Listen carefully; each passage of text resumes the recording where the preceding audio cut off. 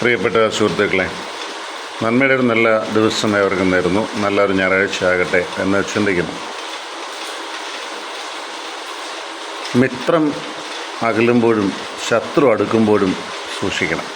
കാരണം മിത്രത്തിന് നിങ്ങളെക്കുറിച്ച് എല്ലാം അറിയാം. മിത്രം നിങ്ങളിൽ നിന്ന് അകലുകയാണ് എന്ന് തോന്നിയാൽ അവൻ വഴിയിൽ അഴിച്ചുവിട്ട ഭൂതം പോലാണ്. നിങ്ങളുടെ എല്ലാ രഹസ്യങ്ങളും മിത്രത്തിന് അറിയാമെങ്കിൽ അവൻ അകലാൻ തുടങ്ങിയാൽ, അല്ലെങ്കിൽ അവൾ അകലാൻ തുടങ്ങിയാൽ, അവൾ പതുക്കെ പതുക്കെ, നല്ല ഉറപ്പുള്ളവരല്ലെങ്കിൽ അവർ പതുക്കെ നിങ്ങളെക്കുറിച്ച് ദുഷിച്ച് പറയാൻ തുടങ്ങും. അതുകൊണ്ട് ഒരു കാര്യം മനസ്സിൽ സൂക്ഷിക്കുക. നിങ്ങളുടെ ജീവിതത്തിൻ്റെ എല്ലാ രഹസ്യങ്ങളും എല്ലാ സുഹൃത്തുക്കളോടും പറയരുത്. 100 പ്രാവശ്യവും നിങ്ങൾക്കറിയാം ഇവനിത് പറയില്ല, പിണങ്ങിയാലും പറയില്ല, അല്ലെങ്കിൽ പിണങ്ങിയാൽ ഇവൾ പറയില്ല എന്ന് ചിന്തിക്കുന്നവരോട് മാത്രമേ നിങ്ങളുടെ മനസ്സ് തുറക്കാവൂ. എന്തെങ്കിലും നേടണം എന്ന് നിങ്ങൾക്ക് ആഗ്രഹമുണ്ടെങ്കിൽ അത് നേടിക്കഴിഞ്ഞ് ലോകം അറിയട്ടെ. നേടുന്നതിന് മുമ്പേ വിളിച്ചു പറഞ്ഞ് നടക്കരുത്. എന്തെങ്കിലും ചെയ്യാൻ ഉദ്ദേശിക്കുന്നെങ്കിൽ അത് നിങ്ങളുടെ മനസ്സിലിരിക്കട്ടെ. അത് നിങ്ങൾ പുറത്ത് പറയുകയില്ല. പതുക്കെ അത് ആക്ച്വലൈസ് ചെയ്തിട്ട് ലോകം അറിഞ്ഞുകൊള്ളട്ടെ. നീ ശത്രു അടുക്കുമ്പോൾ സൂക്ഷിക്കുക. ശത്രു അടുക്കുന്നത് എന്തിനാണ് എന്ന് നമുക്ക് അറിഞ്ഞുകൂടാ. ശത്രു എടുക്കുന്നത് നിങ്ങളുടെ ഇപ്പോഴത്തെ ബലഹീനത എന്ത് എന്നറിയാനായിരിക്കാം, അല്ലെങ്കിൽ ഇപ്പോഴത്തെ നിങ്ങളുടെ നേട്ടം എന്ത് എന്നറിയാനായിരിക്കാം. 2 കാര്യങ്ങളുണ്ട്. നിങ്ങളിപ്പോൾ എങ്ങനെ വളരുന്നു, ഈ വളർച്ചയുടെ കാര്യം എന്താ? കാരണം ഇവൻ തളരാനുള്ള എല്ലാ മാർഗ്ഗങ്ങളും ഞാൻ ചെയ്തതാണ്. ഇവനെ മനസ്സുകൊണ്ട് ഇടിച്ചിരുത്താൻ ഞാൻ പരിശ്രമിച്ചത്, അല്ല ഇവളെ ഞാൻ മനസ്സുകൊണ്ട് ഇടിച്ചിരുന്നത്. എന്നിട്ട് അവൾ വളരുന്നു, കുതിക്കുന്നു. അപ്പോൾ വീണ്ടും ശത്രു പതുക്കെ അടുത്തു വരും. അതുകൊണ്ട് ശത്രുവിനെ അടുപ്പിക്കുമ്പോൾ വളരെ സൂക്ഷിക്കണം. അതിനകത്ത് ഒരു കാര്യം, ഞാൻ ക്ഷമിക്കേണ്ട എന്ന് പറഞ്ഞില്ല. ക്ഷമിക്കണം, പക്ഷേ മറക്കരുത്. പൊറുക്കുക, പക്ഷേ മറക്കരുത്. കിങ് എന്ന സിനിമയിൽ മമ്മൂട്ടി പറഞ്ഞ ഡയലോഗുണ്ട്, I won't forget an insult of injury of my life. എൻ്റെ ജീവിതത്തിലെ ഒരു മുറിവോ ചതവോ ഞാൻ മറക്കാറില്ല. അതുകൊണ്ട് മറക്കണം എന്ന് ഞാൻ പറഞ്ഞില്ല. പുറത്ത് കളഞ്ഞേക്കുക. ഞാൻ അടുത്തത് വളരെ ലളിതമായിട്ടൊരു കാര്യം. ഒരാൾ നിങ്ങൾക്കെതിരെ എന്തെങ്കിലുമൊക്കെ സംസാരിക്കുന്നു ചിന്തിച്ചു, ഇഷ്ടമല്ലാതെ തെറി വിളിച്ച് അല്ലെ ഉറക്കെ സംസാരിക്കുന്നു. നമ്മൾ അതേ നാണയത്തിൽ ഉറക്കെ സംസാരിക്കാൻ നിൽക്കരുത്. അപ്പോൾ കണ്ടു നിൽക്കുന്നവർ വിചാരിക്കും നമ്മൾ ഭീരുവാണ്, അവന് ധൈര്യമില്ല ഇവനെ ഏറ്റുമുട്ടാൻ. അങ്ങനല്ല. നമുക്ക് ഏറ്റുമുട്ടാനുള്ള ധൈര്യം തെളിയിക്കേണ്ട സ്ഥലമല്ല അത്. അവിടെ വളരെ നിശബ്ദമായിട്ട് പോകാൻ നിങ്ങൾക്ക് സാധിക്കുന്നെങ്കിൽ മനുഷ്യൻ പിന്നെ ചിന്തിച്ചോളും ഇവനെന്താ സംസാരിക്കാൻ. കാരണം ഈ തെറി വിളിച്ചവനും ഈ കേട്ടവനും അവൻ്റെ മനസ്സിൽ നമ്മൾ പറയാത്ത ഉത്തരങ്ങൾ അവർ തന്നെ ഉണ്ടാക്കിക്കോളും.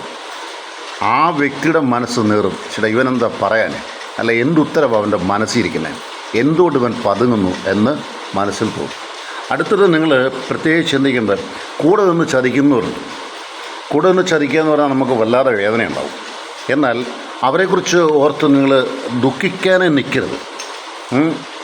കാരണം അവരെ അകറ്റി നിർത്താൻ പരിശ്രമിക്കുക. അവർ നമുക്കൊരു പാഠമാണ് നൽകിയത്. പിന്നെ അവരെ അകറ്റി നിർത്തുക. കാരണം കൂടെ നിന്നാൽ ഒരു കുതികാല് വെട്ടും എന്നുള്ള ഉറപ്പാണ്. അതുകൊണ്ട് അവരെ അകറ്റി നിർത്തുക എന്ന് വെച്ചാൽ നമ്മളെ പിടിച്ച് മാറ്റി നിർത്തുക. അവരെ വീട്ടിൽ വന്നാൽ അവരെ അകറ്റി നിർത്തുക ഒന്നുമല്ല വേണ്ടേ. പക്ഷെ നമുക്കറിയാം എവിടെ നിർത്തണമെന്ന്. അർജുനൻ അമ്പെടുത്തെങ്കിൽ അല്ലെങ്കിൽ വില്ലെടുത്തെങ്കിൽ എങ്ങനെ അത് ചെയ്യണമെന്ന് കൃത്യമായിട്ട് അർജുനൻ അറിയാം. മറ്റുള്ളവർ പറയുന്നതിനെക്കുറിച്ച് ചിന്തിക്കുകയല്ല. അതുകൊണ്ട് നമ്മളെക്കുറിച്ച്, നമ്മുടെ കൂടെ നിന്ന് കുതികാല് വെട്ടുന്നവരെക്കുറിച്ച് അല്പചിന്ത മനസ്സിലുള്ളത് നല്ലതാണ്. പിന്നെ നിങ്ങൾ ചെയ്യാത്ത കാര്യങ്ങൾ നിങ്ങൾക്കെതിരെ പറയും. ഇത് ഞാൻ ശത്രുക്കളെക്കുറിച്ചും ഇത്രയെക്കുറിച്ചൊക്കെ വെച്ച് പറയും. അപ്പോൾ അവിടെ നമ്മൾ ഒത്തിരി ആകുലപ്പെടേണ്ട. അതിനെ ന്യായീകരിക്കാൻ ഒരിക്കലും പോകരുത്. അത് ന്യായീകരിക്കാൻ പോയാൽ നമ്മളവിടെ വെറുതെ കുറ്റക്കാരാവുകയുള്ളൂ. ന്യായീകരിക്കാൻ പോകാതെ അവർ പറയട്ടെ എന്ന് ചിന്തിക്കുക. കാലം തെളിയിച്ചോളും. കാലത്തിന് ഏതോ പറഞ്ഞില്ല, കാറ്റ് പറഞ്ഞതും കടൽ പറഞ്ഞതും അത് പറഞ്ഞത് വല്ലതൊക്കെ അത് പറഞ്ഞോളും, കാലം പറഞ്ഞോളും. നിങ്ങളതിനെ വെറുതെ ന്യായീകരിക്കാൻ പോകണം. ന്യായീകരിക്കാൻ പോയാൽ അവരൊന്നിനും 9 അവർ ചിത്രീകരിക്കാൻ ചിന്തിക്കും. കാരണം വിയർത്തു എന്ന് വിചാരിച്ച് കർഷകൻ ഒരിക്കലും ജോലി നിർത്തി പോകില്ല. അവൻ അല്പനേരം വിശ്രമിക്കും, പിന്നീട് എഴുന്നേൽക്കും, കൂടുതൽ ഊർജ്ജസ്വലനായും ഉന്മേഷവാനായും ജോലി ചെയ്യും. അതായിരിക്കണം നമ്മുടെ തത്വവും. റോസാ ചെടിയിൽ ഒരുപാട് മുള്ളുണ്ട് എന്ന് നമ്മൾ പറഞ്ഞു എന്ന് വിചാരിച്ച് റോസ ഒരിക്കലും പൂക്കാതിരുന്നിട്ടുണ്ടോ? റോസ മനോഹരമായ പൂക്കൾ നൽകിയിട്ടുണ്ട്. ഇത് തന്നെ ആയിരിക്കണം നമ്മുടെയൊക്കെയും ജീവിതം.